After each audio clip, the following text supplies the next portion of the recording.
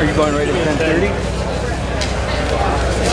I'm going to give it just a couple seconds after 10:30. Okay, that's network time right there. Yeah, Mike's got it. Okay, music's up.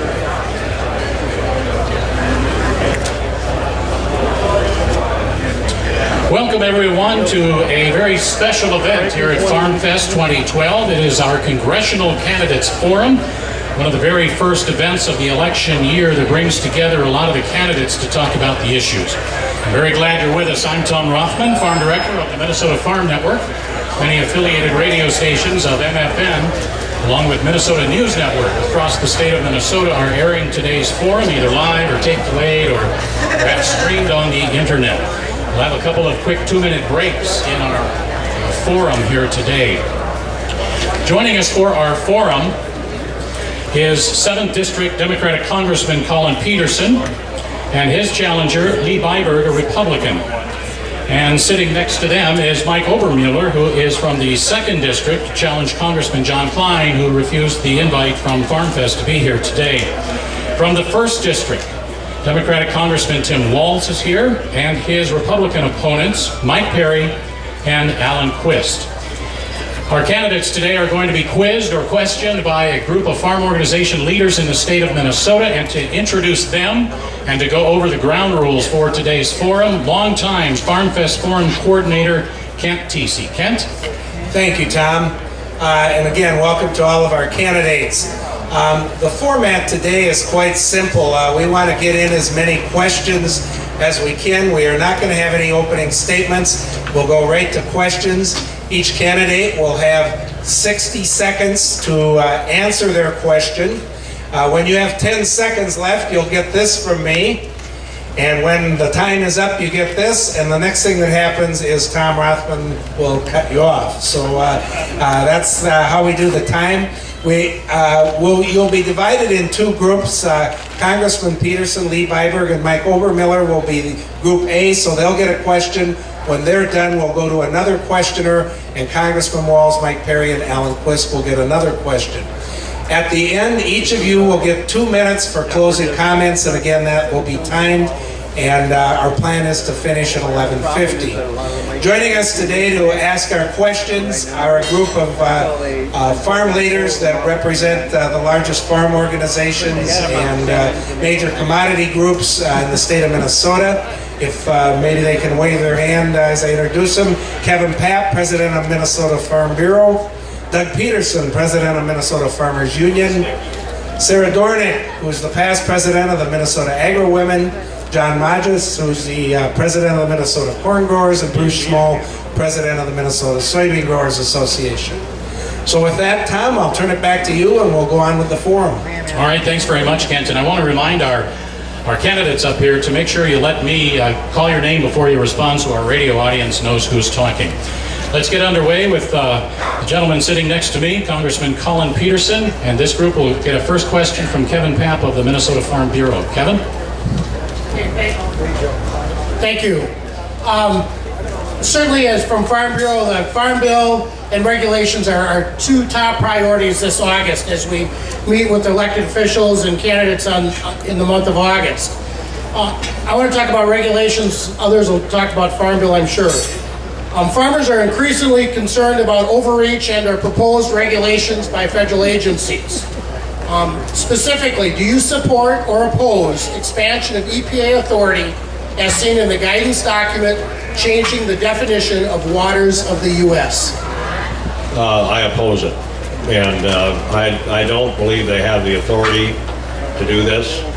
I know they're still pushing it, still working on it, and I think this came out of a bill that was introduced by Congressman Oberstar in the last Congress, which they were trying to expand the definition to all waters of the U.S., but I think it's very clear that it only applies to navigable waters, and I believe it's going to stay the way it is, and if the EPA somehow is successful in expanding this, the Congress will stop it, because this is never was the intent of the law, so I'm opposed to what the EPA is doing. Lee Byberg.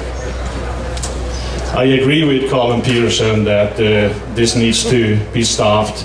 A friend of mine, a farmer, from Swift County, Mike Yost, he said that there's never been a time where production agriculture has been more successful than right now. But we also facing more threats than we ever seen, from narrow groups and also bureaucrats and a government that's becoming more and more intrusive.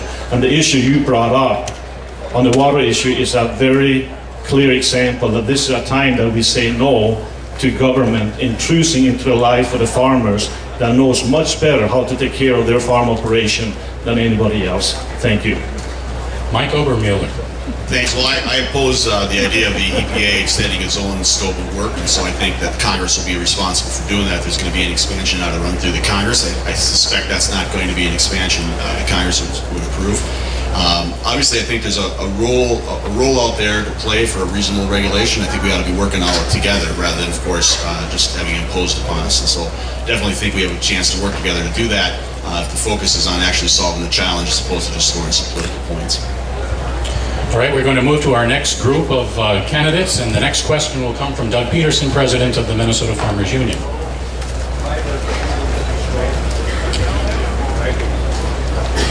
We'll have to move a microphone to Doug. 1, 2, there we are. Thank you very All right, much. All right, I'll just leave that. Well, I'm going to ask the Farm Bill question to start it off. And so the question I would ask was, do you support the passage of the 2012 Farm Bill? And what are some of the provisions that are needed to be in this bill that was and will be an important part to your legislative or congressional district?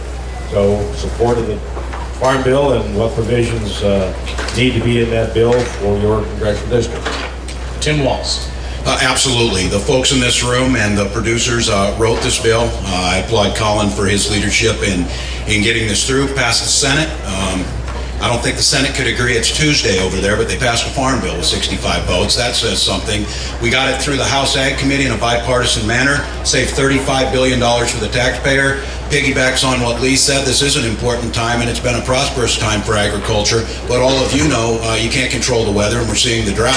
It makes sense to give you the stability. The crop insurance provisions in here do that. We take away the direct payments. We make the case to the American public. It makes no sense to pay you to not grow a crop, but it certainly makes sense to make sure you're able to stay on the land, you're able to balance risk, you're able to feed this country and the world, clothe this country and the world, and fuel this country and the world. And the only thing stopping this from getting done is politics. So I said today, I'm going to end every question we get today with, pass the Farm Bill now. It's that simple.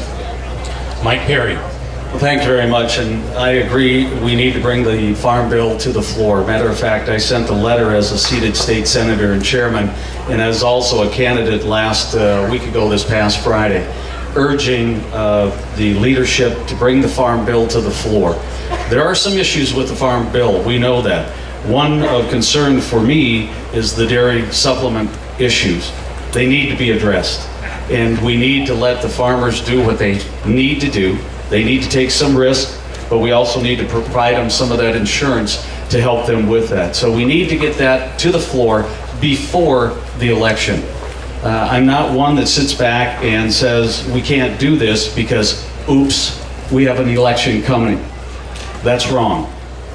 Seated congressmen, seated senators, let's move this thing forward and get it debated on the floor. Alan Quist. Thank you very much. And by the way, I'm looking down the line here, and for whatever this is worth, I think I might be the only active farmer on the panel. And so let me mention, I and my son Nathan run about 800 acres in Nicollet County. And I know what farming is, I know what agriculture is, and I'm also a good government guy. The first thing we have to do is get our language straight. If we're going to talk in a responsible way, we have to call a spade a spade. And let's get our language straight. There is no farm bill. It's a food stamp bill with a farm bill rider. The so-called farm bill is 80% funding for food stamps, okay? The farmers get part of the remaining 20%. So anybody that votes for this has to be able to defend the 80% that is the food stamp portion. And I hope I get a chance this morning to explain that the food stamp portion is broken. It needs absolute, total, major reform. And if I get a chance to explain why that's true, I think people will know why it is not acceptable to farm to pass this bill in the form that it's in. All right, let's go back to our first group of candidates. Sarah Dorning with the next question, and Lee Byberg will get it. Sarah? Thank you. Animal rights organizations are working hard to restrict the way farmers raise their livestock. What will you do if one of these organizations brings forth an initiative to limit the way farmers raise their livestock? Well, we have to work to educate the public and then rally as a farm community to stop it. Several years ago, a group of farmers came from Germany, and they explained what had happened in Western Europe, and they said, don't let it happen to you what happened to us in Western Europe. This is a time when these extreme groups like PETA and other groups are taking extreme measures to stop progress, and the world's demand for food will double in the next 20, 30 years. That means that we need to protect our farmers to enable them to bless the nations. On the other side, the question that came a few minutes ago about the Farm Bill, Colin Peterson has been there a long, long time, quarter of a century. Right now, he's proposing a change to dairy policy that will change it to a supply management system. The farmers in Minnesota don't want it. This is time to stand up for freedom and free enterprise and independence to the farmers. Thank you. Mike Obermueller. Well, I firmly believe that the vast majority of farmers are doing the right things on their farms. They're just going about their daily work, treating animals the way they need to be treated, getting quality product out to the market, and certainly not going to let anything get in the way of making sure that regulations or some proposals actually interfere with that possibility. I think, again, there's a role for some work to comment, because I think it works to all of our benefit to make sure that the few and very few bad actors that are out there, that either through negligence or inadvertence or indifference aren't taking care of animals the way they should, that we root those folks out and get them properly trained up, get them back on track, because that's a tarnish on all of the reputations of all the good people who are doing it right. Colin Peterson. Well, I've opposed these initiatives, and basically we've kept them out of the Agriculture Committee. But we do have an issue now where the United Egg Producers, because of this ballot initiative in California, where they mandated the size of the people in California, so they had to double the size of their chicken cages. They were trying to get the Congress to pass a federal law. Would be the first time we ever did anything like this, to mandate these cages across the country. Many of my constituents are in support of that. Sparbo's, Michael Foods, some others. I've got a bunch of them that are against it. I have opposed this from the start, from the first minute I heard this. This is not the business of the government to be telling farmers how big of a cage they should have, or whether they should have roosting areas and scratching areas and all this kind of stuff. This is a road that's very dangerous for us to go down. And, we've been successful in stopping it so far, and we'll continue to do in the future, I hope. Our next question today comes from the president of the Minnesota Corn Growers Association, John Magus, and it is for the group from the 1st Congressional District. And I believe Mike Parry will get the first question. John? Okay, what importance do you place on the renewable energy as a sector of agriculture? And are you supportive of the renewable fuel standard? Would you argue to the EPA to grant a waiver of the RFS? Would you ever vote to repeal, reduce, or suspend the RFS? Mike Parry, before you answer, if we can break the ground rules a little bit and have every candidate answer this question from John here today. I know this is a controversial issue within agriculture, the renewable fuel standard and renewable fuels. But Mike Parry, go ahead first, please. Well, I think the long-term solution to energy needs will be found in the free market.